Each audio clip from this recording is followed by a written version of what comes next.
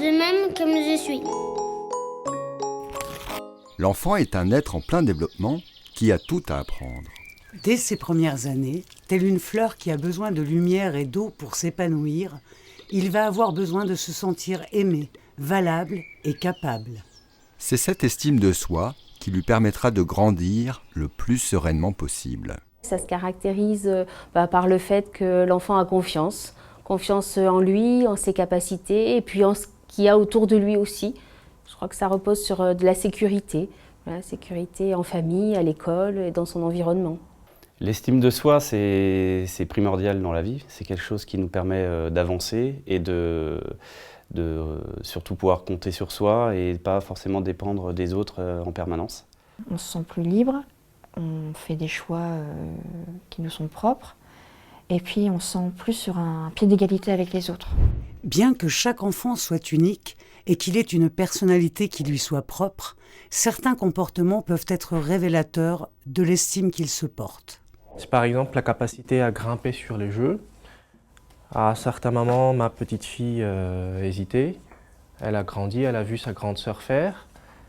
Elle l'a fait ensemble pour une première fois et puis elle s'est lancée toute seule au niveau du toboggan, par exemple. Ça, c'est une capacité motrice, mais ça montre quand même une confiance en soi et une confiance que j'arrive à grimper comme les grands, en fait.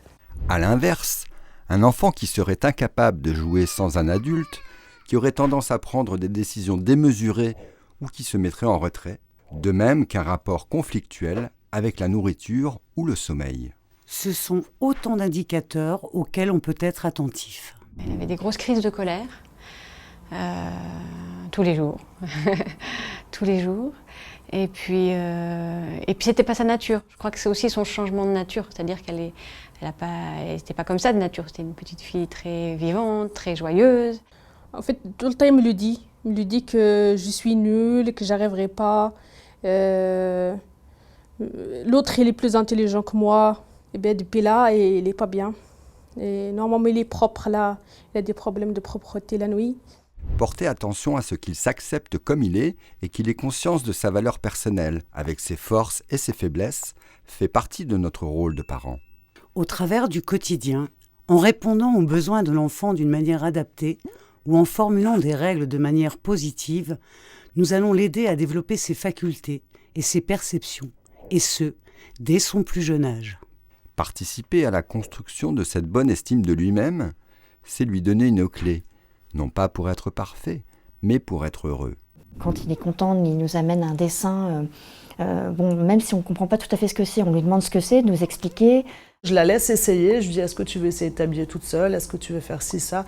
Et effectivement, quand elle réussit, elle est toute contente de me le dire et je trouve ça important de laisser leur autonomie aux enfants et de les laisser faire par eux-mêmes ou au moins essayer. Quand elles sont en situation d'échec, je leur dis que de toute manière, c'est en faisant des erreurs qu'on apprend et que quand elles font des erreurs, on regarde quelles ont été les erreurs et on voit comment on peut réajuster justement pour pouvoir faire en sorte que ça soit une réussite la prochaine fois. Et même si ce n'est pas une réussite, au moins l'enfant aura compris comment raisonner. On a un rituel avec ma fille le soir. Pendant longtemps, c'était une histoire ou une chanson. Et maintenant, elle a le choix entre une chanson ou discuter. Donc elle choisit toujours discuter. Donc on discute de ce qui s'est passé dans la journée. Donc c'est un bon moment pour lui dire tu vois, tu as fait ça, c'est très bien. Il y a encore 2 mois, tu le faisais pas. Donc c'est bien, tu progresses bien. Je suis très fière de toi, je lui dis souvent. Si dans la sphère familiale, nous pouvons établir un cadre bienveillant et rassurant pour notre enfant, les environnements extérieurs ne peuvent, quant à eux, être maîtrisés et peuvent être confrontants.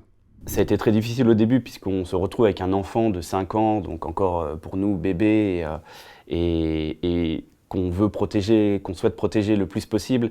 On le voit pris dans un flot d'émotions négatives qui la submergent. Mais c'est très important de les rassurer et d'en parler.